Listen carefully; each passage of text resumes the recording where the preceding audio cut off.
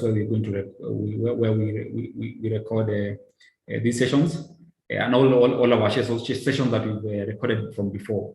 So we'll right ahead go and dive in. It's 2 minutes past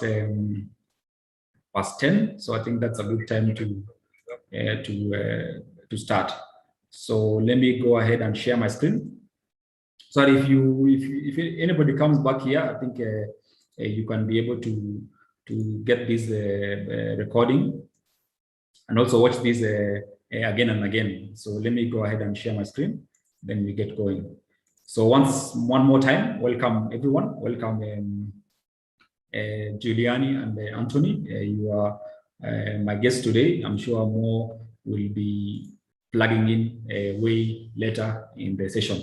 So let's go right and dive in. So mistakes when onboarding crypto and starting your crypto journey, or the rabbit hole as we call it, can be very expensive. Meaning if you come into this space with the wrong perspective and start making mistakes, those mistakes are very expensive. That's why I tried to today list down the 5 typical and common mistakes in crypto investing or other onboarding. And I say, in fact, it can be a huge discouragement, and you may actually end up hating and regretting why you ever started considering cryptocurrency as a business or as an investment. So it is crucial to know how to avoid these bad moves when you buy Bitcoin and cryptocurrencies in general. So I think yesterday I shared this. I was reading about this guy. So in less than a decade, several crypto millionaires have made fortunes investing in digital assets. Which in this case, there's one guy called, actually, I think he's a teenager actually. He's called Eric Friedman, who began investing at the age of 12. You can imagine that was back in 2011, and became the world youngest Bitcoin millionaire at the age of 18. That was back in 2011. So what he did, maybe I can just share that very quickly. I think let me just show you that. Let me go to, I think it's Bitcoin Business Insider, just to see who is this Eric Friedman. He's a young guy. So it was on Business Insider. Let me just show you that, and why we should try and avoid very, let me just, it's called Eric Friedman. Then we get right ahead to the, I think, yeah, Business Insider. That's where I got the, yeah. So just a minute as it loads. That's not the one. Let me just Business Insider. So Eric Friedman, I think, is a, as I said, is a young, actually he's a teenager actually, but he got to investing back in 2011. Actually, so he was a school dropout. Currently, he's worth over $4.5 million because he spent. Let me zoom in. He spent, having spent $1,000 back in 2011, and he bought 446 Bitcoins. As of 2011, it was worth $4.5 million. Today, I think he's worth more than $20 million. I checked yesterday. And he has even gone ahead to start some ventures within the cryptocurrency ecosystem, which tells you that at times things can happen in very interesting way, and you become a millionaire from nowhere. But of course, you have to, as I said, before you make the right moves in the crypto game, it's crucial to avoid some 5 key bad moves when you're getting into the space.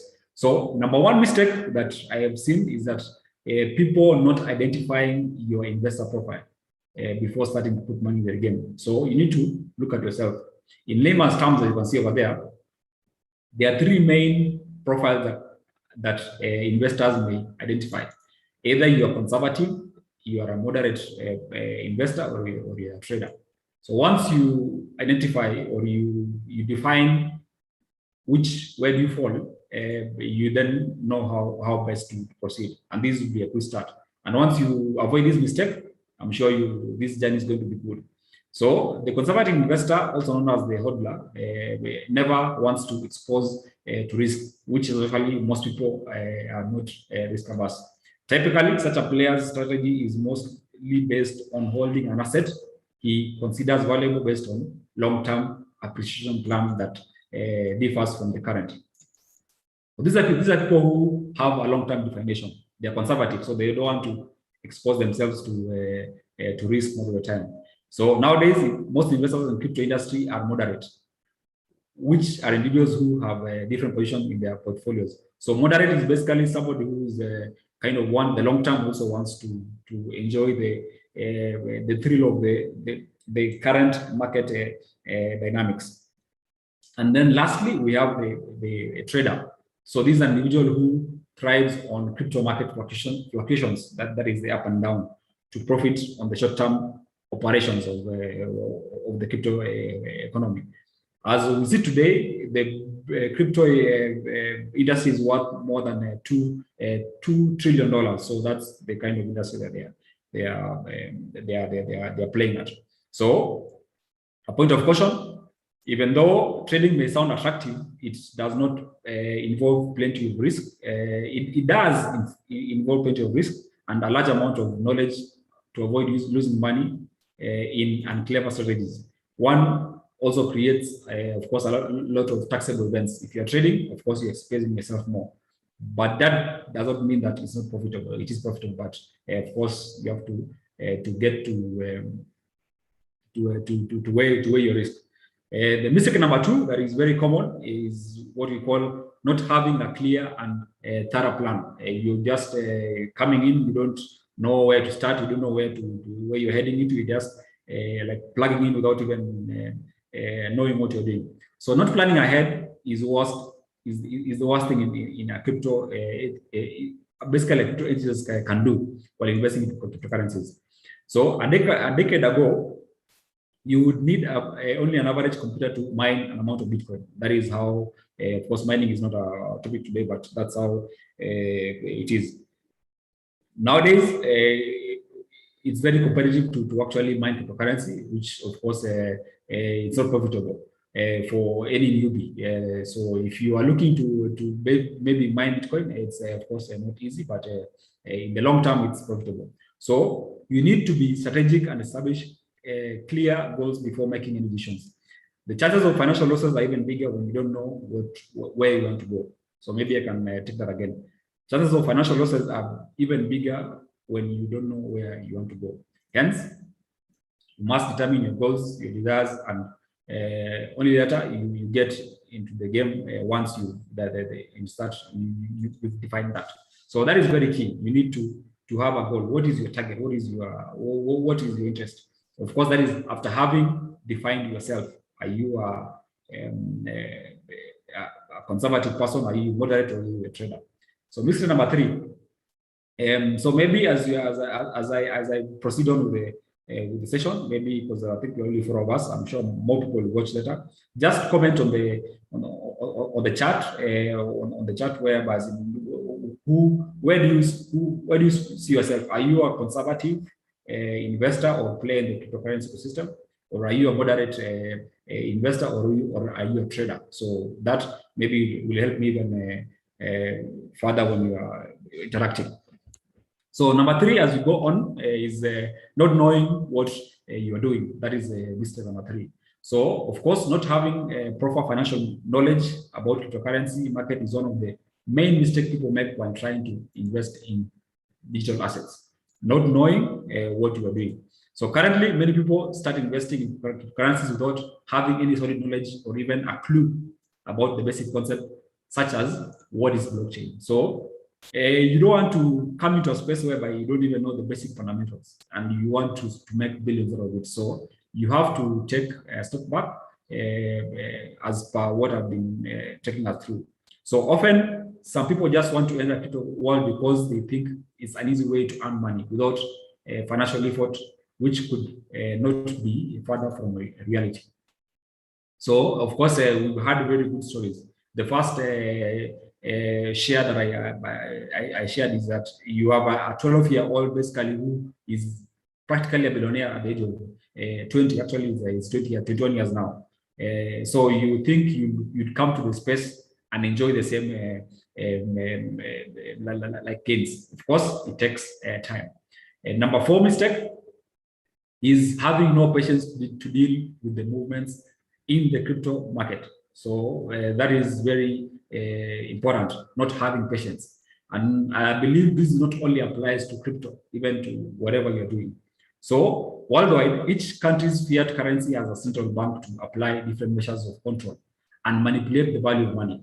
So what it means is that all currencies in the world, that is the US dollar, the euro, all these currencies, they have a central bank that basically controls or rather gives the rate of exchange based on some, of course, key factors on the economy.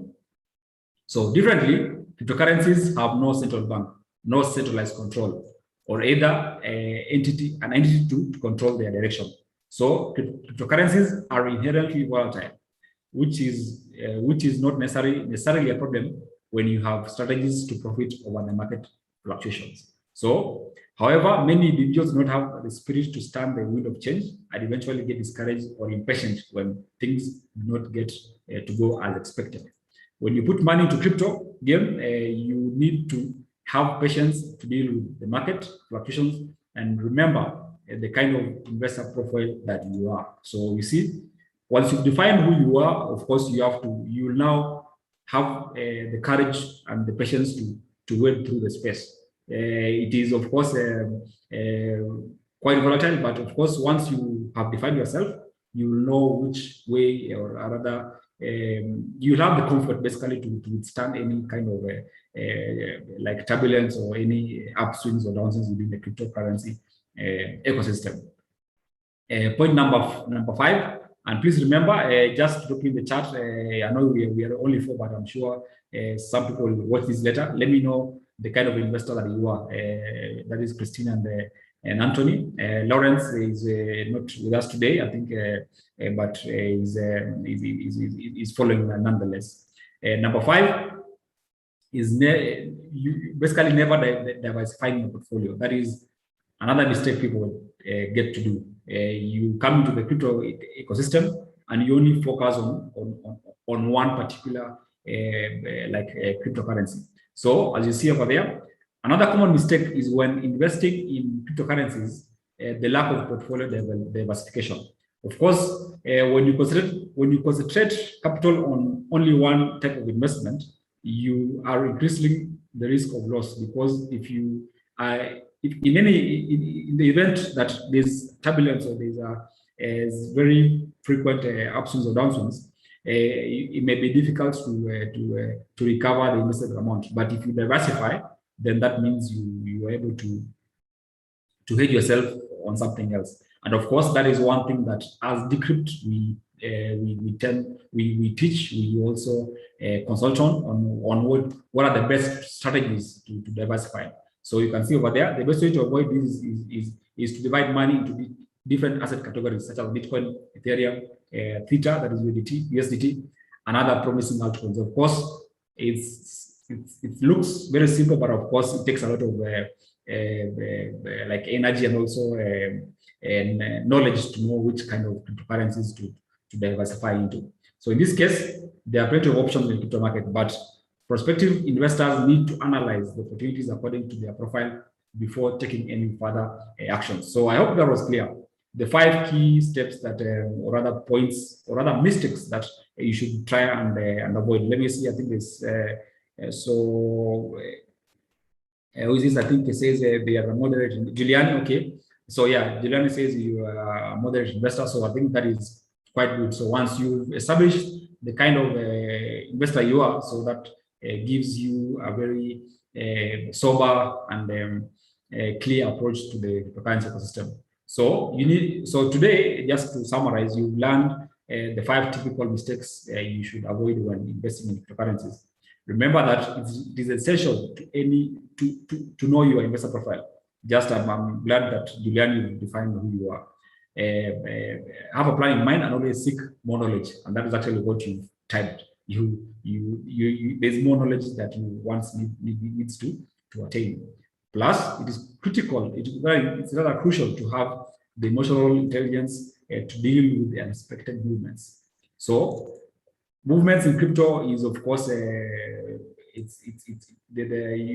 crypto will register very many moves. But if you're not prepared for it, you may end up losing. But if you're prepared, you are good to go. And of course, never put all your eggs in one basket. Always diversifying a portfolio with different assets, dealer assets, and that is what, as I said, as Decrypt, we help you do that. So I think with that summarizes the topic of the day. I'm just going now to get into the news section just to see what was happening within the crypto ecosystem. Let me see. Okay, Anthony is asking, how does one evaluate a crypto asset class? So there are various aspects that one needs to check when they are looking at an asset class. So maybe just in brief, let me just mention. Of course, you have to look at the kind of asset you are looking at. So for this case, let me talk about Bitcoin. So Bitcoin, what makes Bitcoin, what gives me confidence that Bitcoin is a good asset class? So number one, it is the fact that it is fixed in supply. That is number one. The amount of coins are fixed in supply. So you don't want something that has infinite supply, meaning the price will always be free floating. Number two, how big is the community? How big is are people using it? How popular is it? That is point number two. Number three, how is the development community? That is now the tech part. How active is it? And then the other thing is how many exchanges is it traded on? Because if you find something that is traded on very few exchanges, so of course that increases the risk level. But you have an asset class that is highly traded. Of course, that gives you more confidence. The other point is that, what is it solving? What use case is it solving? Is it a utility token? Is it a stable coin? Is it a security? What is it? So that those four key points maybe can give you guidance. Of course, number five, of course, you need to again look keenly on the teams. Who are these people who are developing this product? Are they people who are there for the long term? What is their proven track record? So that's another thing that maybe somebody can look at when they are looking at, rather than when they are weighing the kind of crypto asset that they want to put money or rather to invest into. So I think that summarizes the news section. Thank you so much, Anthony, for that question. Let me now go ahead to the news, whereby I'm going to look at some key points that happened within the week in terms of our crypto ecosystem. So the first one that caught my eye is this one that says Mastercard purchases crypto intelligence firm called CipherTrace. So CipherTrace is one firm that does blockchain analysis. So Mastercard, you can see there, announced that it has acquired blockchain analytics group, or rather startup called CipherTrace. So CipherTrace design tools that are used to uncover illegal and illicit cryptocurrency transactions. So Mastercard has also partnered with crypto companies BitPay, Gemini, and Uphold. So you see, Mastercard, I'm sure most of us, we may be having a Mastercard somewhere in your wallet. So they are actually getting a strategic point, rather approach into the cryptocurrency by buying one of the companies within the crypto ecosystem. So as you can see over there, one of the key objectives is making crypto more secure for customers.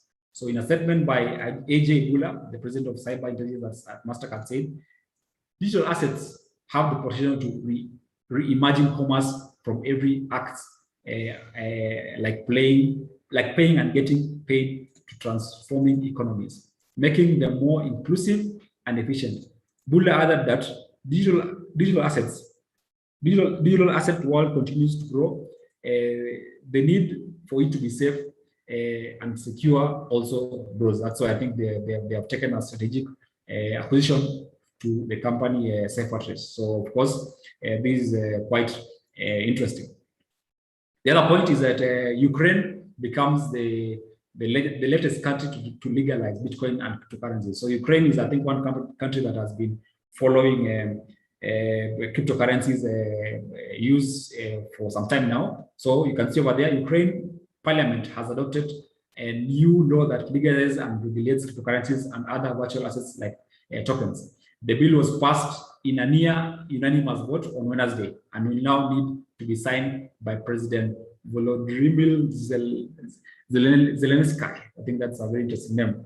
So Ukraine is the 5th country, just so you know, in many weeks to set up ground for rules for cryptocurrencies, following El Salvador moved to adopt. Of course, that was the first country to do that. So there's something I just want to share in terms of this particular news. What does it mean basically, this law? Let me see whether I can get that. So you can see over there, according to this bill, the law will regulate basically legal relations arising in connection with the turnover of virtual assets in Ukraine, defines the rights and obligations of participants in the virtual assets market, the principle of state policy in the field of virtual assets. So put simply, the law will protect the owners of virtual assets and exchange platforms from fraud. So cryptocurrencies in Ukraine have long been in a gray area of neither legal nor forbidden due to lack of existing laws that define them and their usage. So I think that is one of the key steps that actually Ukraine has basically taken, which is actually good, and I'm sure that's very interesting. The other point also connected to Ukraine is that there's an exchange called Eximo, which actually was based in Ukraine, that was hacked end of last year.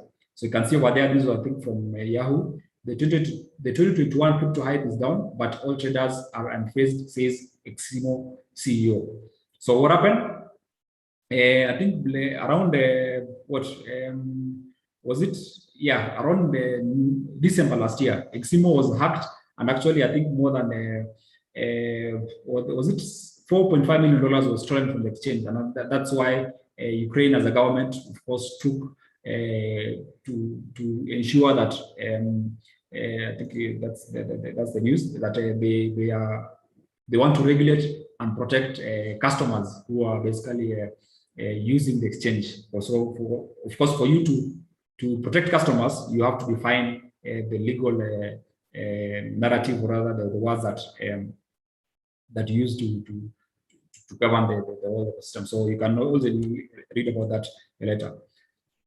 The other news is that Edward Snowden, I think you know him from, he's one of the people who used to work for CIA, and then I think they wrote a book about the downsides about the CIA. So Edwin Snowden says competing nations now under pressure to acquire Bitcoin following El Salvador. So following El Salvador making a Bitcoin legal tender, privacy activists and whistleblower Edwin Snowden says there's no pressure on competing nations to acquire Bitcoin, even if only as a reserve asset. He warned latecomers may regret hesitating. So that is, I think, quite interesting, because I wonder where other countries, like mostly in Africa, are in terms of this. But of course, we'll be here to update you.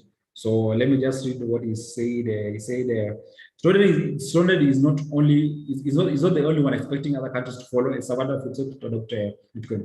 Dante Mossi, the executive president of the Central American Bank of Economic Integration, CABE, said that if adopting Bitcoin as legal tender goes well in El Salvador, the cost of remittances drops substantially. Other countries would probably seek the advantage and adopt it. So you see, that is coming from the Central American Bank of Economic Integration, saying that if everything goes well in El Salvador, most countries now will start joining in, and of course in strides. Moving on, another South American company, or rather country, called Panama. Republic of Panama introduces bill for regulating crypto. So a new bill in Panama aims to recognize Bitcoin as an alternative payment method and enable freedom to use crypto. That is what Panama is actually getting to do.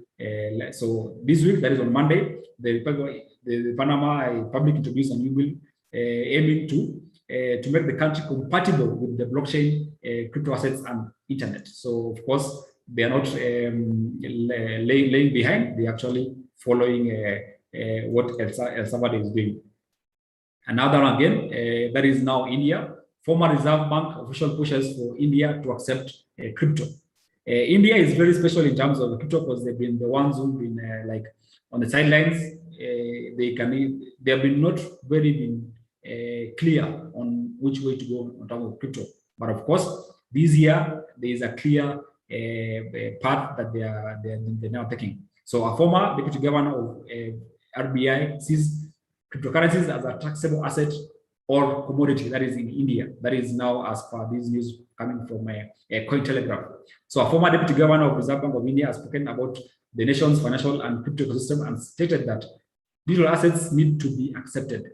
So speaking at the inaugural called 2021, that's a virtual conference organized by Blockchain Council, he says that it sees them more as an asset class. That is what he says. And of course, the regulatory situation in India remains unclear, with bills and legislation being mulled by politicians earlier this month. So, of course, if you want to read more of that, always ask for the links, and I'll be able to share it.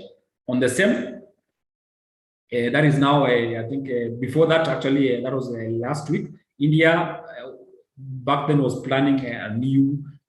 Of course, they had a report to regulate these cryptocurrencies, but now you've seen like through this a former RBI official, there is now becoming clear that they're actually on the path to being materialized. Same way you've seen with the Ukraine. To other news, NBA, for those who probably know some basketball players. So NBA superstar is called Stephen Curry, jumps onto crypto train. So who is Stephen Curry? Stephen Curry is one of the key players on Golden State Warriors.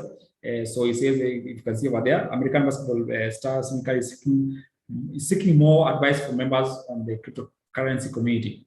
The NBA superstar with an yearly salary of $45.78 million says he's not only getting started with the first. He says that he's only getting started with the fast-growing industry. So I think that is an interesting take from somebody who is like earning yearly more than $45 million.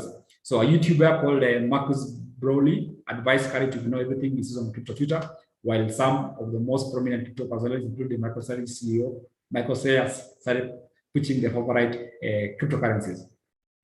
So of course, same as what I agree with what this YouTuber says, that there is a lot of information that people tend to advise you on the blockchain ecosystem, but you have to actually. This is not financial advice. I think I need to say that you have to wade through your own knowledge and also seek advice from people who've been there longer than you. Of course, they can offer some tips over there. That's what we do here. Of course, it will help you move clearly. The other person is one lady called Rese White person, takes interest in Ethereum. So who is Rese? Rese is the world richest actress, of course, in Hollywood, and he has picked Ethereum over Bitcoin. So of course, such news items tends to stir a lot of excitement within the crypto ecosystem. But of course, you need to see beyond that. So American actress and businesswoman Rese Witherspoon, who has studied in such movies as Legal Blonde, Cruel Intentions. If you're a movie lover, maybe you may identify with some, has taken to Twitter to reveal that she has purchased Ethereum for the first time. So Witherspoon tweet really went viral with the current cryptocurrency community welcoming a new former's name. So of course, you can see over there, the general question is, what is your interest in Ethereum? So if you see, Eric Voigt is one of the key people one of the oldest people actually in the crypto community, and you see he's very intentional with his question. What is she's asking her, what is your interest with Ethereum?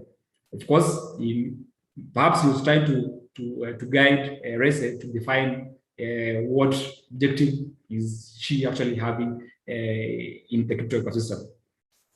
Moving on, Twitter to allow users to add BTC and Ethereum addresses to profiles per leaked screenshots. So I think 2 weeks ago, we had news whereby Jack Dorsey says he's going to integrate Bitcoin, basically Bitcoin onto Twitter in terms of how to enable payments within the Twitter ecosystem.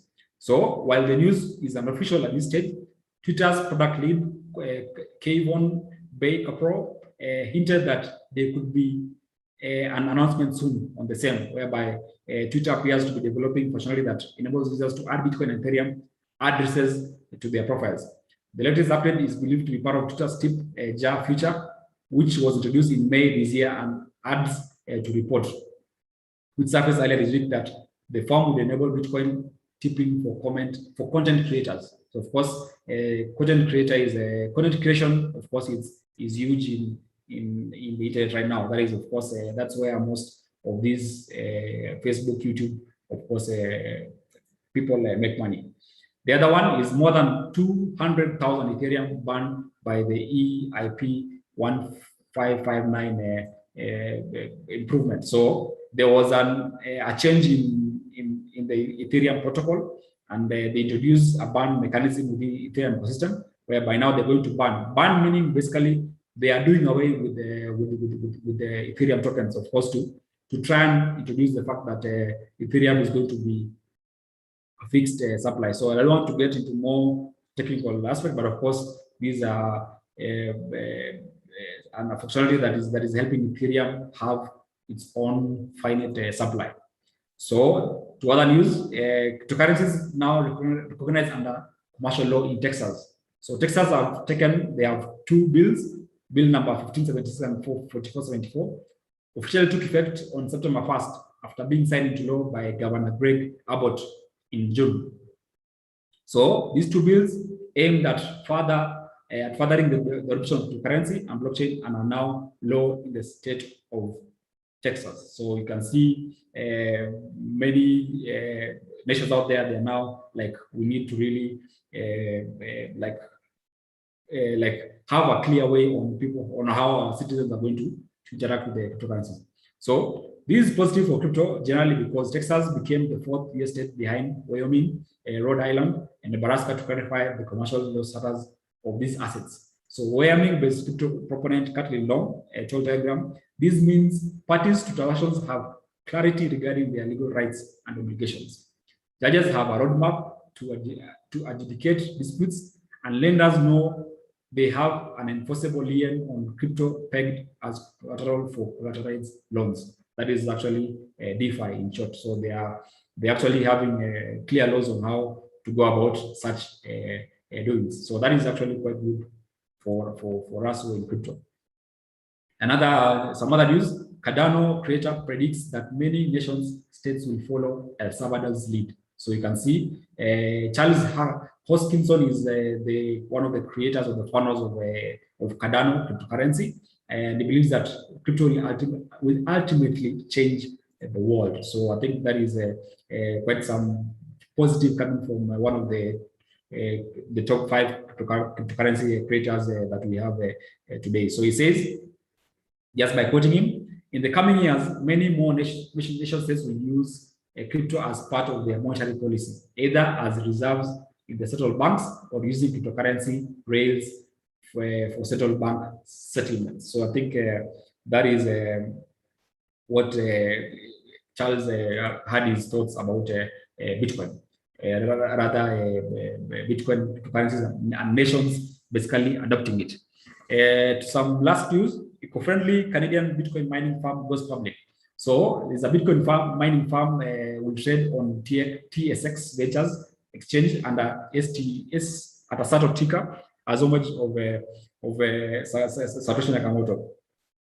So basically, this is the company that has invested into Bitcoin mining, and they are now going to list publicly on the Canadian Stock Exchange.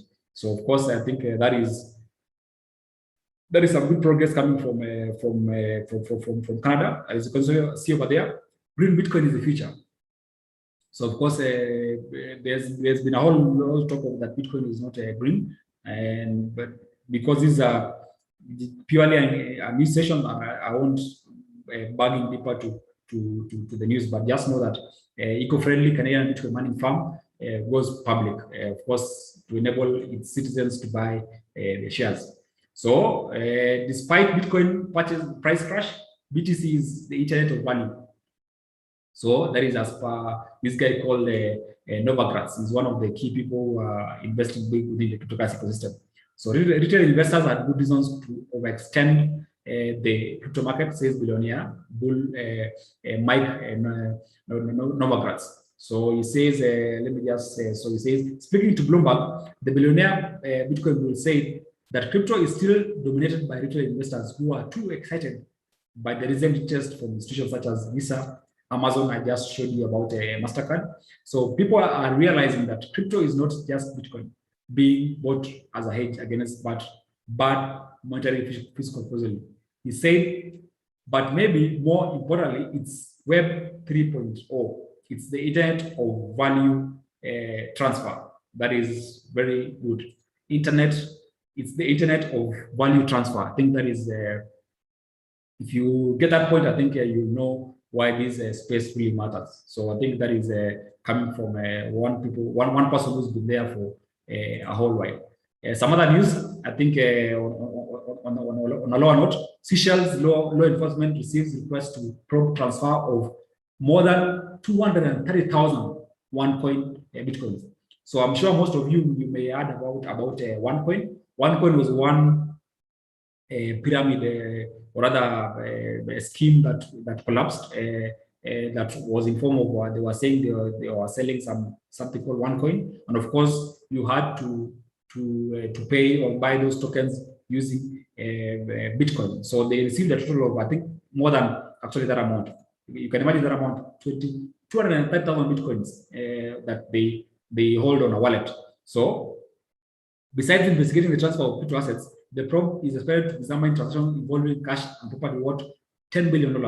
According to the Seychelles News Agency, the FCIU's receipt of request for an investigation follows the recent discovery of up to $500 million of OneCoin loot in OneCoin Dubai bank accounts. So I'm sure you may know somebody, or you may have had somebody who lost money on OneCoin, and of course, this is what such is amounting to, that people are now trying to walk backwards to try and recover their funds. Of course, that will take ages.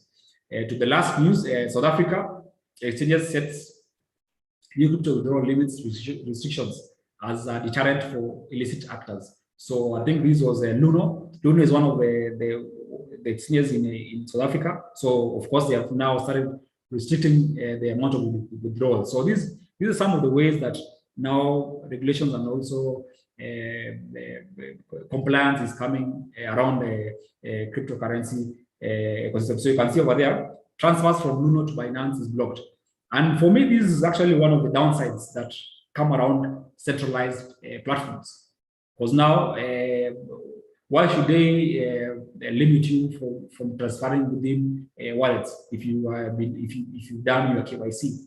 So, however, despite this agreement, Luno has so far refused to explain how the exchange sets the so-called dynamic risk-based limits. According to these reports, which are separate from the sell limits appear on the. So let me just read. So the discovery became apparent to the client when the attempt to transfer crypto assets from Luno to account Binance failed. So you can see centralized exchanges is going to be one key area that people need to really be careful on how they're going to operate, because these are places whereby people, of course, it's good for crypto adoption, but of course there can be points of failure and frustrations, kind of the same thing that we have with the current financial regime. So that is of course going to what we know. So the last news of the day is Nigeria. Securities Regulator establishes Fintech unit to study crypto. So Nigeria is one country that has been taking very erratic moves and also banning of crypto, but now they are saying they have a unit now that is going to study how much they can do within the crypto. So with much of the Nigerian crypto market underground or peer-to-peer due to government restrictions, the country's securities regulator is looking into ways to make investors safer. So it says, let me see over there. So according to September 2nd, the SEC has established a dedicated fintech division tasked with studying crypto and blockchain investments and products. Knowledge it could then marshal into a future crypto regulatory framework. That is as per the director Lamido Yuguda, who told the Reuters agency that they are looking at this market closely to see how we can bring it out, how we can bring out regulations that will help investors protect the investments in blockchain. So I think that is that does it for me. I hope you got you got value from that. I'm going to stop my screen share. Let me see if I think up to there we are done. I think we are done what 40 minutes. I think that is a good time.